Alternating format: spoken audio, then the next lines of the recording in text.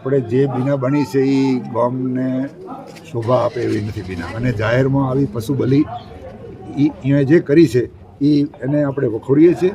કાલે 10:30 વાગે એ લોકો જે હોય દિયોદરમાં આવ્યા છે, કોણ છે, કેટલા છે, એમને પણ પંચાયત ઓફિસ બોલાવીએ. ગામના આગેવાનો પણ કાલે પંચાયત ઓફિસ આવો, મીડિયા પણ પંચાયત ઓફિસમાં આવે, અને આપણે પ્રશાસનમાં આપણે પીએસઆઈને, પ્રાંત સાહેબને એમને બોલાવો તો એમને પણ બોલાવીએ. અને દિયોદરની જનતાને આજનો જે માહોલ છે અને જે રજૂઆત છે, જે દિયોદરના વરિષ્ઠ નાગરિકોની અને વરિષ્ઠ વેપારી વર્ગની અને તમામ સમાજની, કે આ લોકો દિયોદરમાં ના રહેવા જોઈએ ને અમે એના સાથે સમજ છું.